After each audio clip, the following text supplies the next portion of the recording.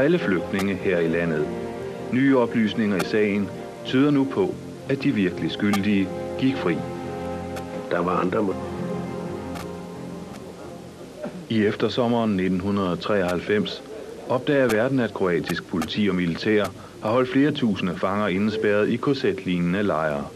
Fangerne i de underjordiske tunneler er fordrevne muslimske mænd fra etnisk udrensede landsbyer i kroatisk kontrolleret område. Under indespærringen er de blevet udsat for alle former for fysisk mishandling, tortur og udsultning. Stærkt afkræftede bliver de frigivet til International Røde Kors og begynder den lange rejse ud i friheden til en form for normaltilstand, til en ny og mere sikker tilværelse som flygtninge i Danmark.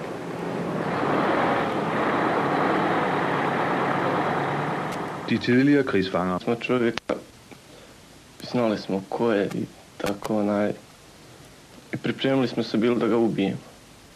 Sreća, baš sad kad gledam, ispada sreća da ga je policija pokupila i da ga je odvela. Der kommer mange ekstreme muslimer, de siger mal svært og mal forkert til os. Vi var bange, især barn. Var Marinas mand, som hun har været gift med i 10 år, den frygtede brutale overfange, der slog og mishandlede sine muslimske medfanger. Marina og børnene opnåede asyl her i landet. Hun forstår ikke, hvorfor de burde have frygtet mødet med de andre flygtninge. Moj muž i ja smo jedva čekali da idemo ovamo, da spasimo glavu i da počnemo novi neki život. Der var jo ikke så meget tid at betænke sig på. Vi havde en sag. Under politibeskyttelse bliver Mara og hans familie kørt væk. Da se spasiš u Dansku ili u neku zemlju, ja sam došao u Dansku, da se spasim u Dansku, mene optužuju da sam ja zločinac i da sam ubio, da sam policajac bio i da sam torturu vršio. Ja nikakvu torturu nisam vršio. Tak.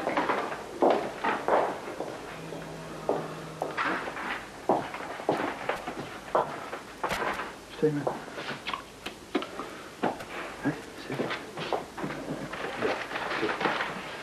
Ja ništa nisam tražio. Ja sam preumorna čovječ. Ja znam da je tebi teško. Znam se kako je meni. Sama s 2 djece. Bože dragi, pa što nama ovako smjestiš? Što nama? Izaći. Šta si radio za vikend, Miško? Išao sam 2 puta kondi. Ja? I onda sam igrao badmintona, trenirao jedno. Koga sveće? Ja treba tražiti i sveće.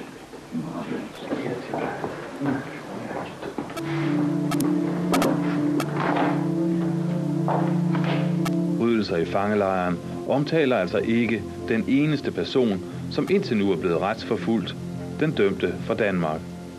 Bogen beskriver til gengæld udførligt, hvem der gav Emir, barberens søn, det afgørende dødsstød, opildnet af kroatiske politifolk. Emira Repka je zadnjim udarcem drvenom palicom u glavu, kojim mu je glava rascopljena potpuno, ubio jedan Trebinjac koji se zatekao u tom logoru i koji nije normalan. Kada imam preporuku od Hrvatskog konsulata, odnosno Hrvatskog konsulata. En telefonopringning til ministerens kontor forbedrer ikke sagen. Filmtilladelsen er nu forsvundet. Da vam kažem, snimanja, ja vam to mogu reći otvoreno da nema snimanja. Thank you. Hvala, čao. Ja nisam bio ništa, to je kao redar. Kao redar je to bilo.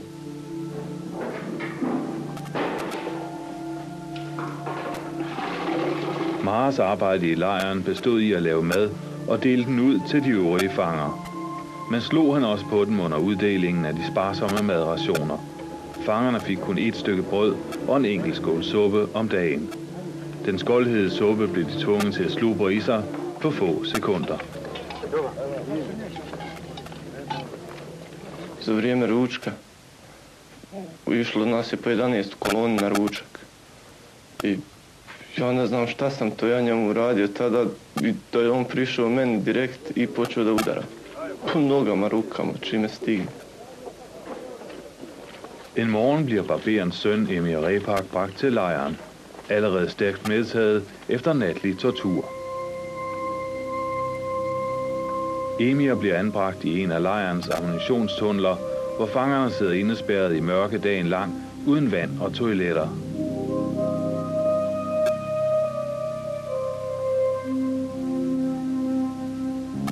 Men allerede samme dag blev unge til at lægge sig ned på gulvet inde i hangaren, der kun er forsynet med enkelte små vinduer. Hvad har vidnet egentlig kunne se med egne øjne? Vidnerne i virkeligheden har set fra hangaren, og hvilken rolle Mara kan have spillet under den langvarende maltraktering af barberens søn. Mara siger selv om situationen. A otprilike je bilo oko jedno 20 ljudi, jer bilo je to kao krug. Kao krug je bilo. Ja nisam znao ime njegovo od tog čovjeka koga udaraju, kad je došao, ja nisam vidio ništa.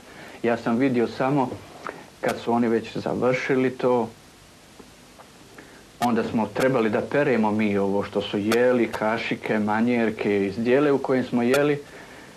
I onda smo to prali i onda sam vidio, pošli da peremo, vidio sam da čovjeka nose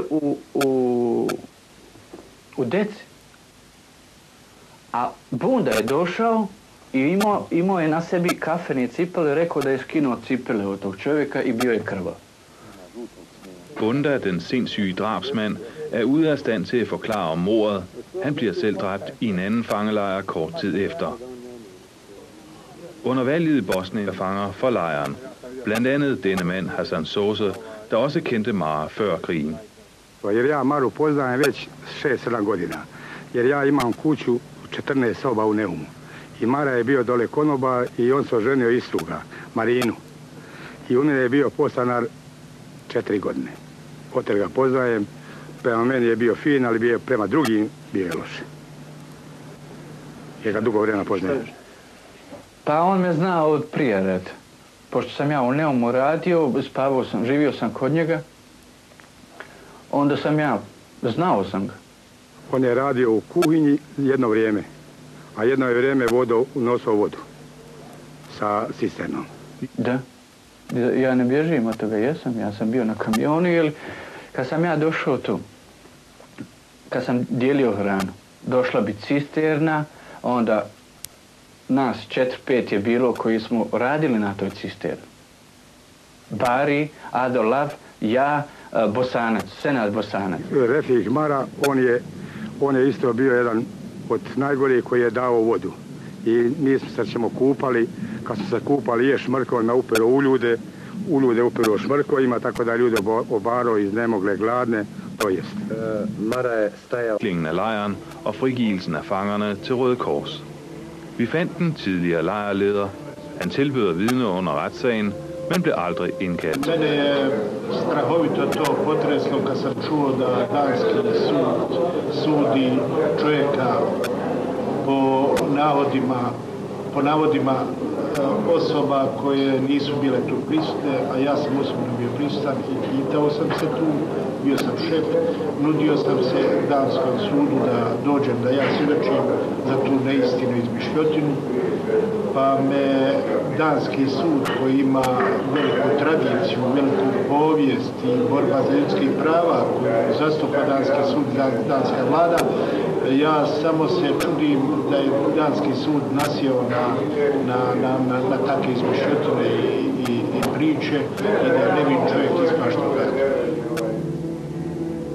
Mens adskillige vidner siger, at de har set Mara på stedet, hvor Emir Repak bliver slået ihjel, er det ikke tilfældet i den anden sag om vold med døden til følge, som Mara også bliver dømt for. En fange ved navn Omar Kotnets bliver ifølge flere vidner mishandlet til døde i lejren under de mest grusomme omstændigheder. Men der eksisterer ingen fotos af den myrdede, og hans virkelige identitet bliver ikke fastslået med sikkerhed.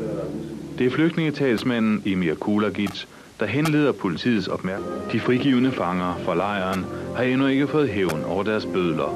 Listen i hvidbogen, som deres egne folk har udgivet, nævner slet ikke Mara. Øverst på listen står derimod bagmanden for mordet på barberens søn. Ham kunne flygtningen Elias Dugi.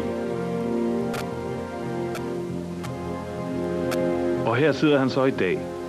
Den egentlige bagmand for morderne og pinslerne i fangelejren, filmet skjult på en café midt i sin hjemby Stolac.